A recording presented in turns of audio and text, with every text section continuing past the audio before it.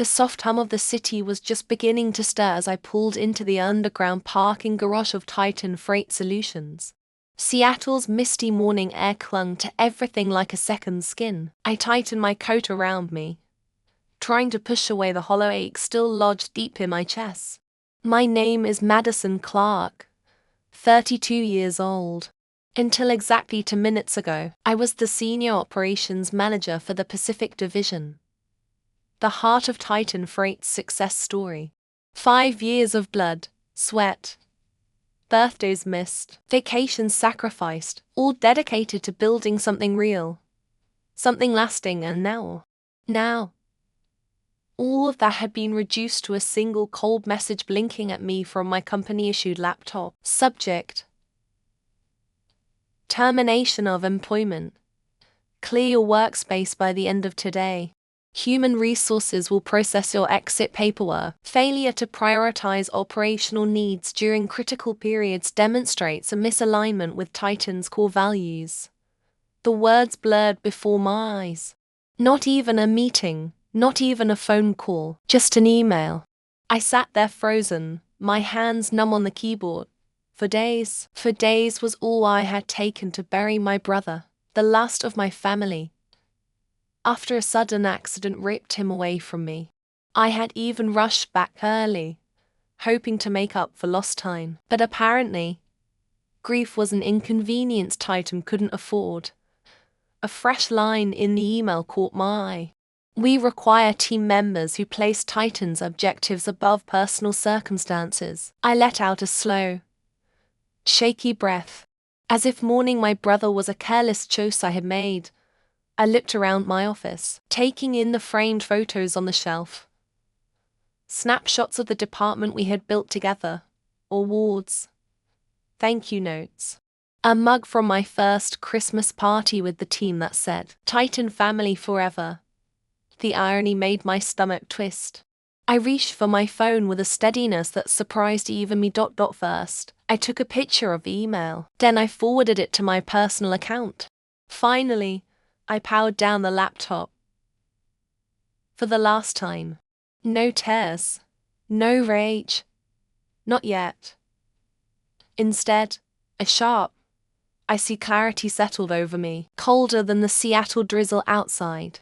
They had made their decision, and now, so would I. I pulled a cardboard box from beneath my desk. Something told me to keep one there after all these years, and began packing quietly. The office was still empty. The only sounds the low hum of fluorescent lights and the distant clicking of the cleaning crew upstairs. I was nearly halfway through when I heard soft footsteps approach. Madison. It was Jordan Lee from finance, blinking at me like he'd seen a ghost. "What's going on?"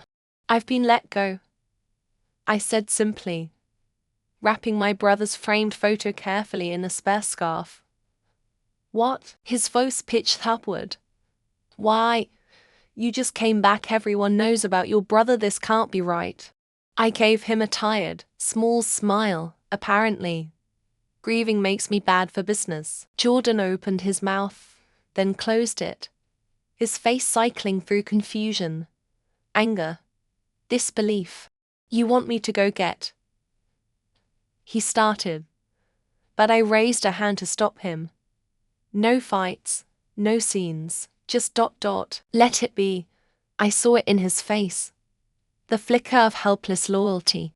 The same look I knew I'd see again before the day was done. By the time the main office lights flickered fully to life, and the rest of the employees began streaming in, the quiet storm had already started. Eyes widened. Murmured questions floated through the air like smoke. One by one, they saw the box, saw the broken pieces of the Titan family they thought was unbreakable.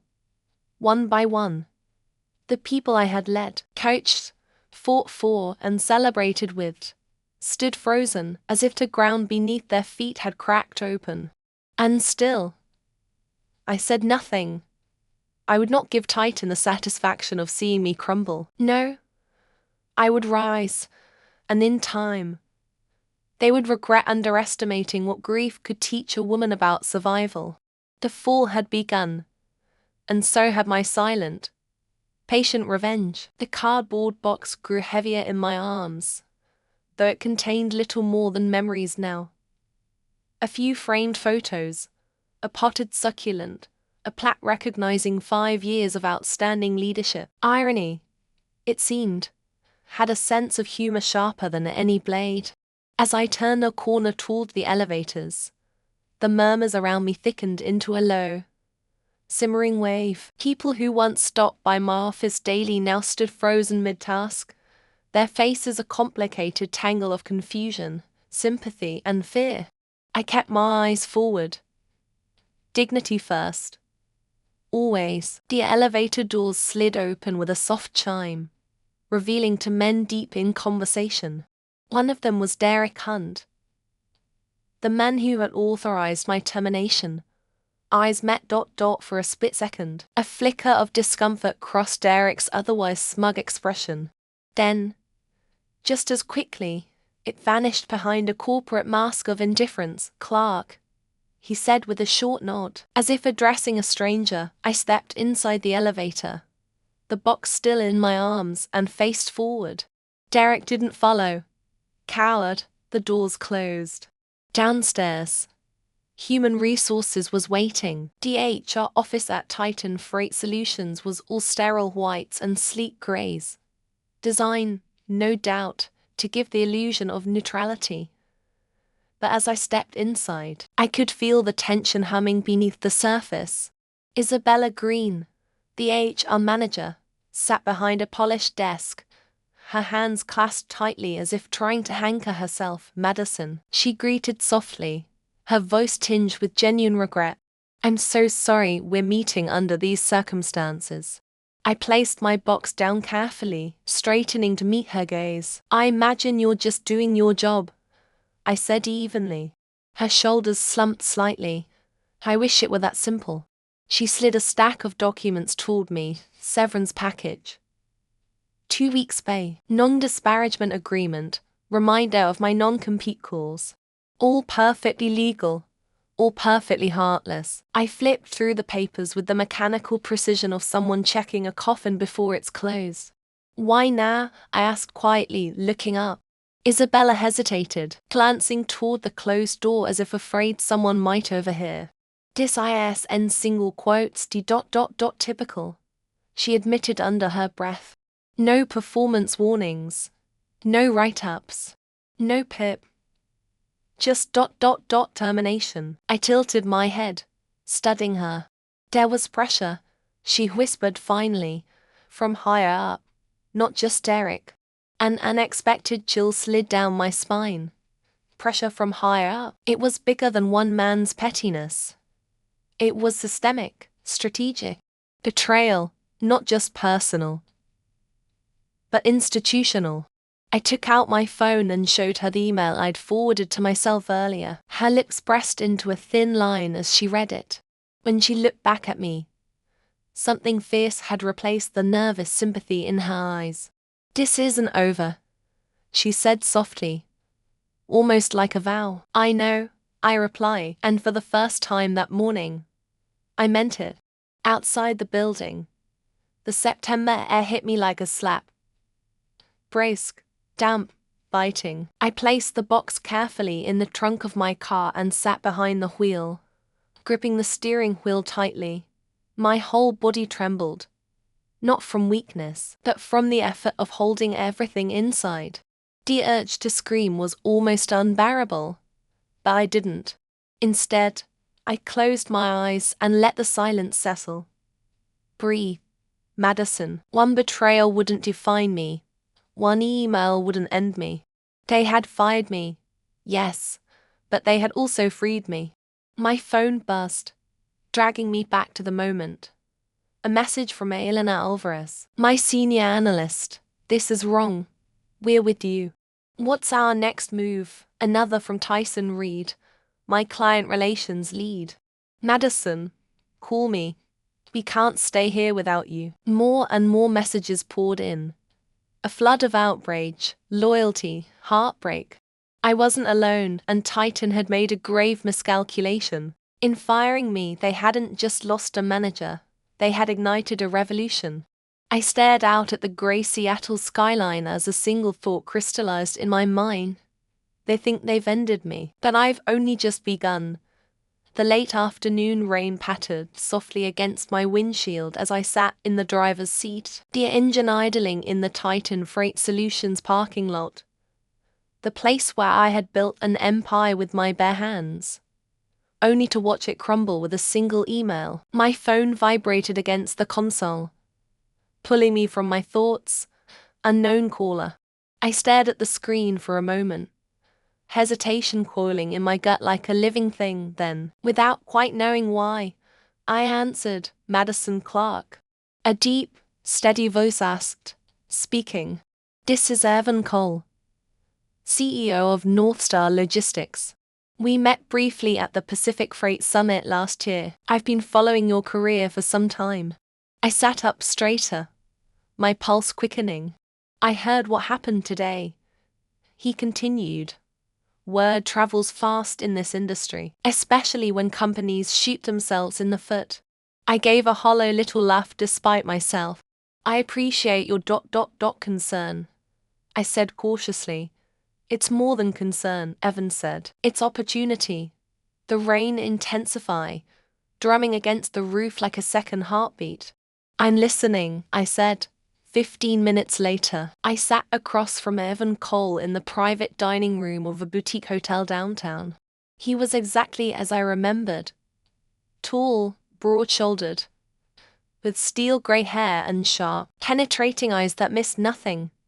He wasted no time with pleasantries.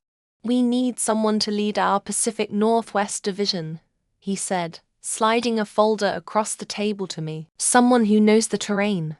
Someone who knows how to build a winning team from scratch." I opened the folder. Vice President, Pacific Northwest Operations, salary 45% higher than Titan had paid me. Full benefits, performance bonuses, relocation stipend. Everything short of offering me the moon. "You want me to come work for you?" I said, closing the folder slowly. "I want you to run the show," Evan corrected, his voice steady. "Build your own team. Bring in your own people. No interference." I leaned back, crossing my arms, and my non-compete. Evan's mouth curved into a wolfish grin. "We've already reviewed it. It's aggressively broad and enforceable in most courts. And if Titan tries to play hardball, North Star will cover every cent of your legal defense." A long pause stretched between us. I thought about the messages still flooding my phone. My team, adrift and furious, looking for leadership. I thought about Titan. The betrayal, the hollow promises of loyalty that evaporated the moment it was inconvenient. Most of all, I thought about my brother, the only family I had left, the voice in my memory whispering, "Don't ever let them tell you you're not strong enough. You'll have my decision by Monday," I said finally, sliding the folder into my bag. Evan nodded once, his expression approving.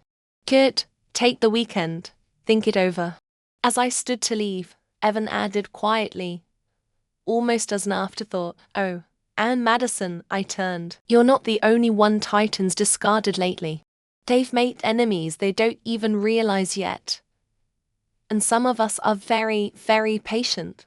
Driving home, Evan's words echoed in my mind. Enemies. Patience. A war I hadn't even known I was already a part of. The thought should have scared me.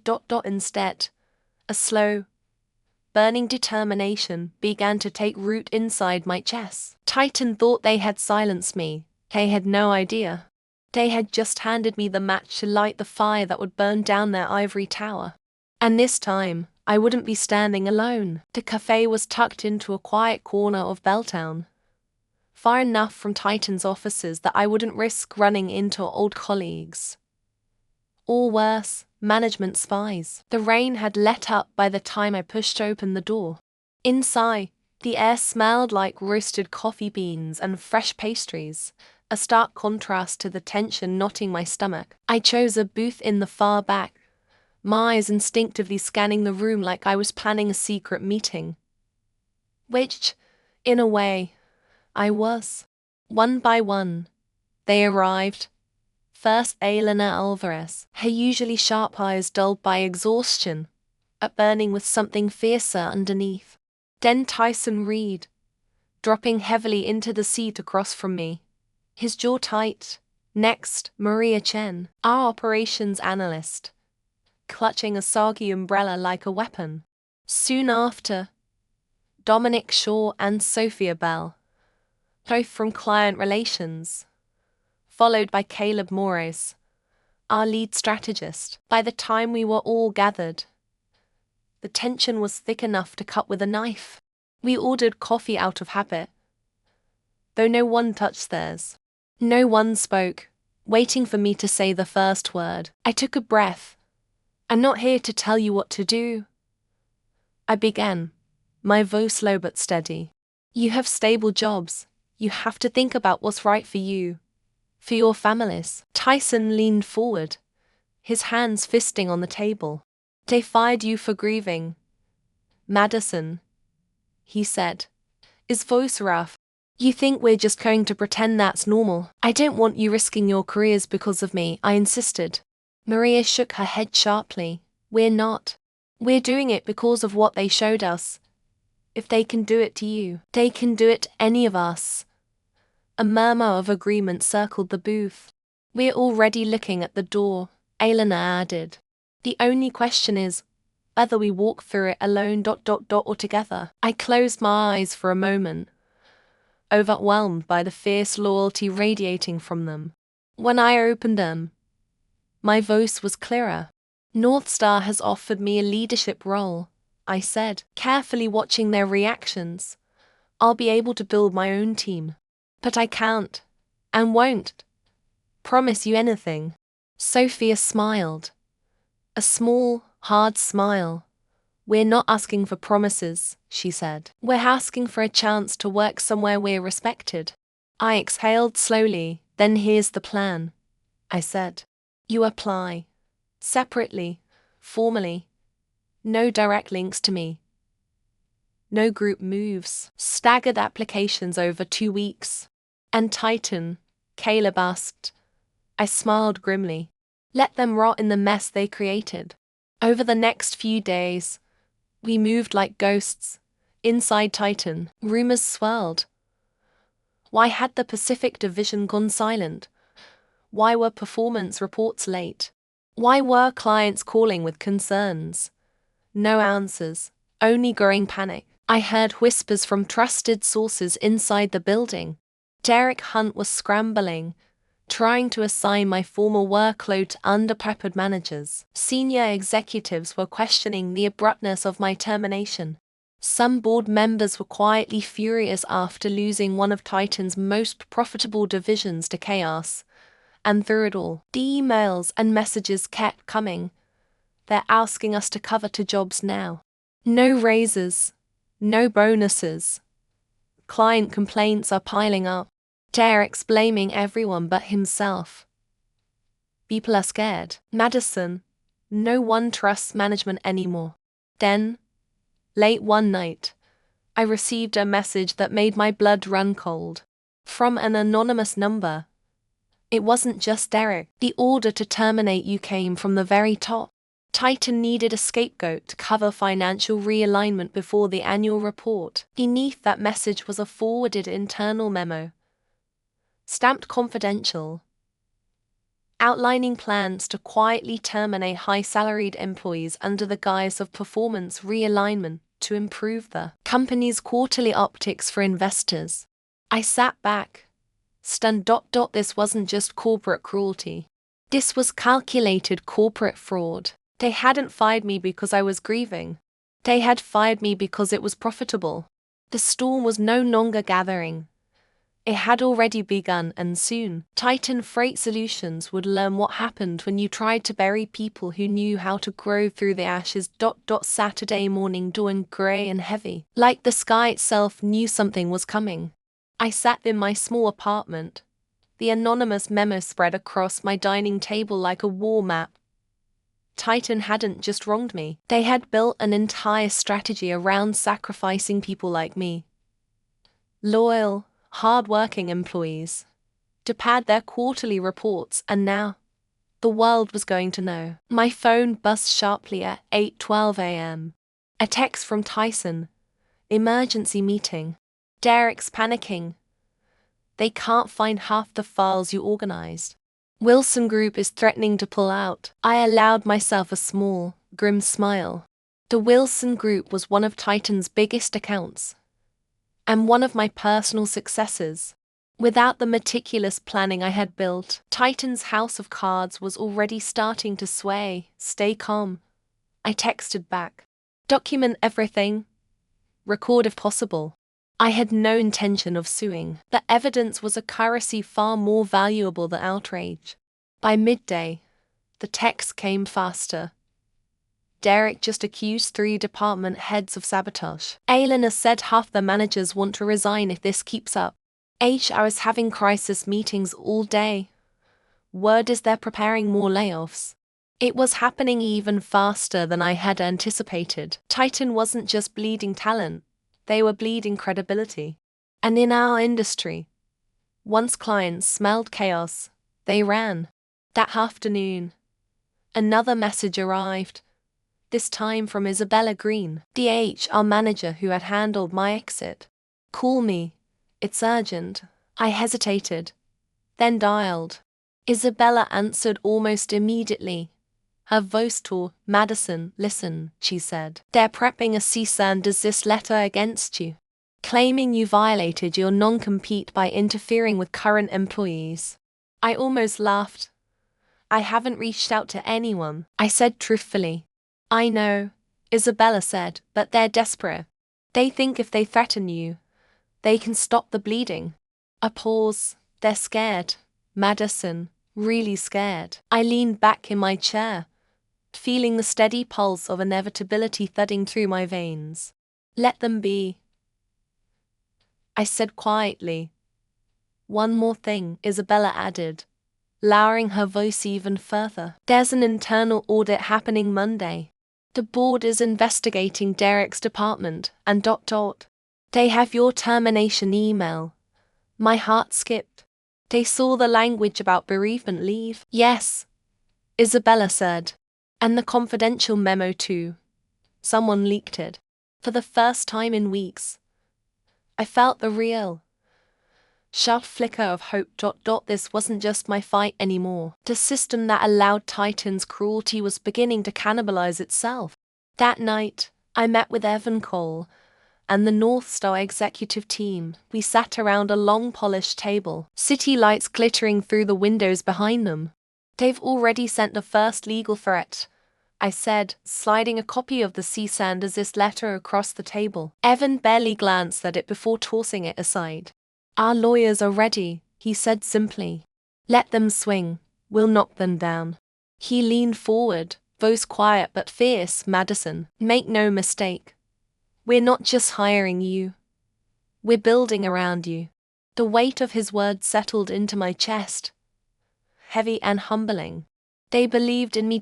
Not as a disposable asset, but as a foundation. I nodded once, firmly. Then let's get to work. By Monday morning, North Star posted discrete job openings tailored precisely to the skill sets of my former team. Applications flooded in. One by one, my people began formally interviewing.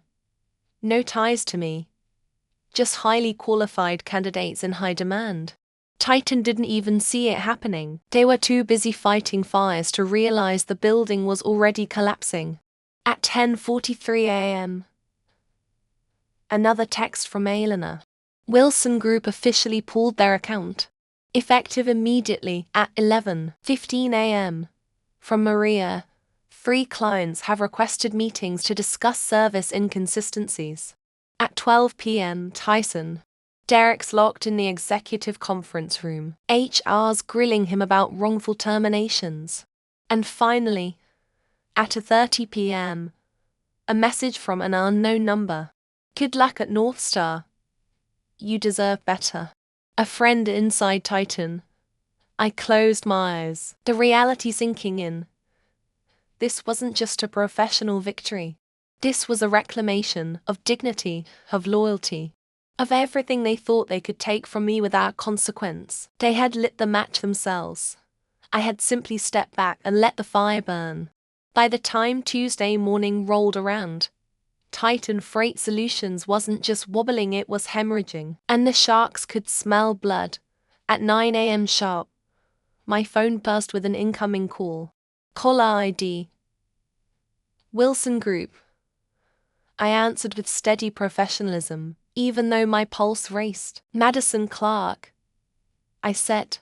Miss Clark, good morning. A Wilson account manager said briskly. I'll be brief, we've decided to move our full contract portfolio to North Star Logistics, effective immediately. I blinked. All of it? I asked carefully. All of it, he confirmed. We prefer to work with professionals who prioritize integrity and operational excellence. I thanked him calmly, promised a smooth onboarding transition, and only after we hung up did I allow myself a breathless laugh. Titan had just lost 40% of its Pacific Northwest revenue overnight, and that wasn't even the final blow.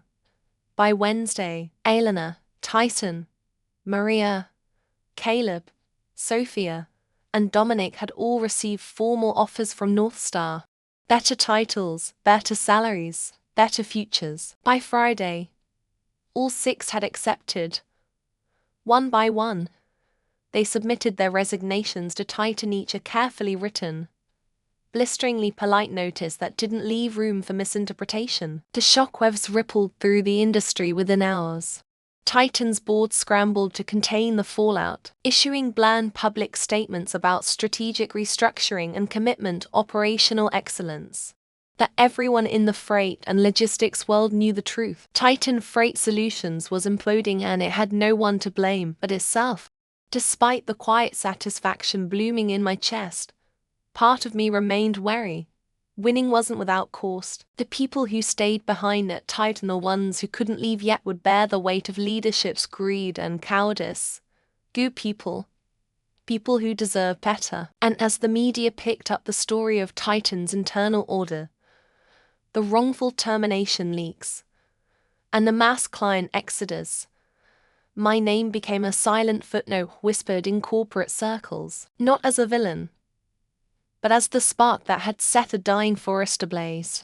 Late Friday afternoon, my phone rang again. Caller ID. Private number. Curious. I answered. Madison Clark. I said. There was a long pause. Then a voice I hadn't expected. Derek Hunt. Madison, he said, his voice hoarse, almost broken. I wanted to. I cut him off with a calmness that surprised even me. You wanted to what, Derek? I asked. Apologize, justify, blame me. Another long, painful silence. They're forcing me out, he said finally. HR, the board, everyone. Actions have consequences. I said simply. You don't understand, Derek said, desperation creeping into his voice. I was under pressure to. They made it clear someone had to go. I stared out the window at the deepening Seattle dusk. You had a choice? I said softly. You always had a choice. And without waiting for his reply, I hung up. Closure didn't come from hearing excuses. It came from realizing I no longer needed them. That evening, North Star hosted a private dinner for our new Pacific Division leadership team. We sat around a long oak table, glasses of wine in hand, the air electric with possibility. Elena raised her glass first. To Madison, she said, her voice warm and fierce, for showing us that loyalty goes both ways. The others chimed in, their faces illuminated by soft candlelight, by hope, by a future they had chosen, not one forced upon them. I raised my glass to survival, I said quietly, to standing steady when the current tried to wash us away. Later, alone in my new corner office overlooking the glittering city skyline, I unpacked a small box I had brought from my old Titan desk.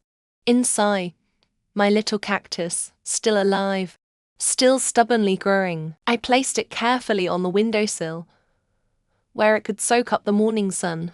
And as I sat back in my chair, breathing in the unfamiliar, but welcome peace, I realized something profound. Titan hadn't defeated me. They had freed me. And I was just getting started. 3 months later, standing in the largest conference room at North Star Logistics, I clicked through the final slide of our quarterly report. Silence. Then, a wave of applause broke out across the room.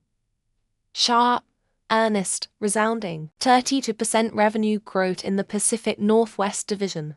For major client acquisitions, including that had once been Titan Freight's crown jewels. A 21% improvement in operational efficiency. Every metric told the same story. We weren't just surviving. We were leading. I glanced around the room. At Elena, Tyson, Maria, Sophia, Caleb, Dominic, each seated proudly at the executive table, their faces alight with satisfaction. Not just because of the numbers, because we had earned this. We had clawed our way out of the wreckage they left us in, and we had built something better. After the meeting, Evan Cole approached me, a rare broad grin splitting his usually serious expression. "You've exceeded every projection we had," he said, clapping a hand on my shoulder. "The board is thrilled. I'm thrilled." I smiled, feeling lighter than I had in years. "I had a good team," I said simply. "No," Evan corrected. "You built a good team, that's real leadership." He paused, his voice lowering. "And the board has unanimously voted to promote you." I blinked. "Effective immediately," Evan continued. "You're our new Executive Vice President of Pacific Northwest Operations." For a moment, I couldn't breathe. I thought of that cold email from Titan, the box I packed with shaking hands, the empty office I walked away from in silence.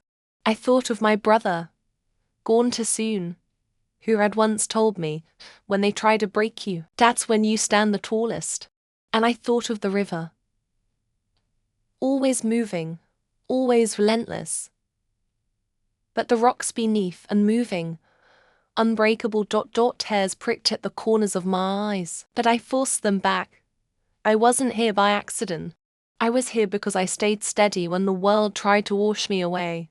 That night, we celebrated at the quiet rooftop restaurant overlooking the city skyline.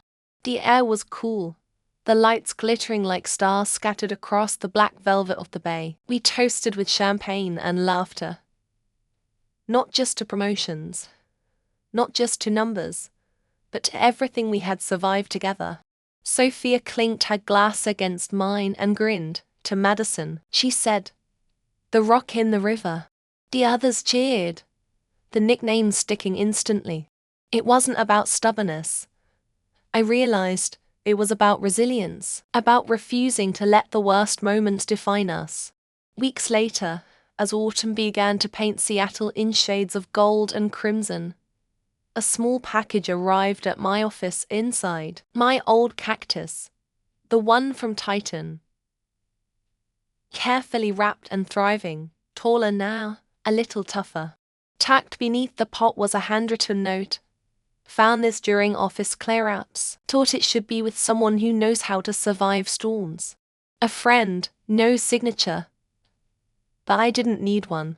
I placed the cactus on the windowsill, watching as the afternoon sun lit up its spiny edges like a crown. It wasn't a monument to pain. It was a testament to endurance. 2 months after that, I stood by the river where my brother and I used to fish as kids. The current rushed past, cold and sure, just as it always had. I knelt down and placed a small stone, smooth, worn by time, at the water's edge, a simple promise to myself. I would not let bitterness stain what had been built. I would not waste energy tearing down what had already collapsed. Instead, I would keep building, keep growing, keep standing steady, like the rocks.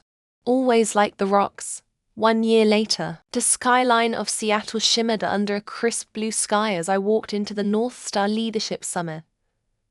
It was surreal, stepping onto the main stage as the executive vice president, invited not just to report numbers, but to share my journey.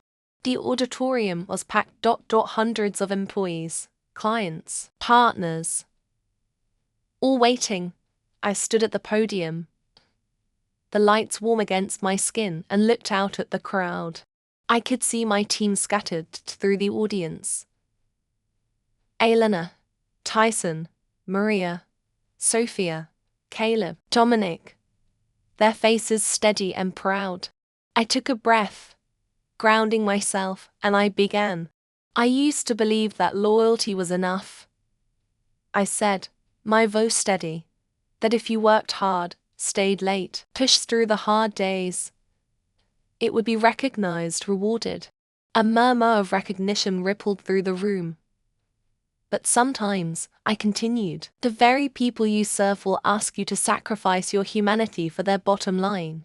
And when you refuse, when you choose love, grief, life, they will discard you. Silence fell. Take an absolute. And in that moment, I said, voice low but firm, you have a choice.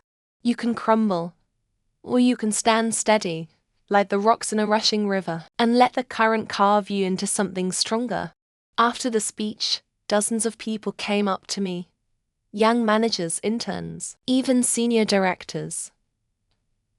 All with the same emotion shimmering in their eyes, hope. That evening, during the closing reception, I stood by the wide windows overlooking the city, a glass of sparkling water in my hand. Excuse me, Ms. Clark, a voice said behind me. I turned to see a young woman. Early 20s, nervous but determined. My name's Sarah, she said quickly. I just started last month. I wanted to say thank you. Your story. It made me feel like maybe it's okay to have a heart in this industry. I smiled. Truly, deeply. It's not just okay, Sarah. I said, it's necessary. She grinned, and in that moment, I saw myself. Years ago, standing at the beginning of a path I could never have imagined. A path that was brutal, a path that was beautiful, a path that led me here. Before leaving, I walked back to my office and turned off the light. There, on the windowsill, the little cactus still thrived. Taller now, stronger, stubbornly alive, a living reminder. They had fired me for grieving, but grieving hadn't broken me. It had revealed my strength. And now, I wasn't just surviving, I was building a new legacy where people mattered, where humanity wasn't a weakness, but a foundation, where rocks, shaped by rivers, didn't crumble, they endured, and then they led.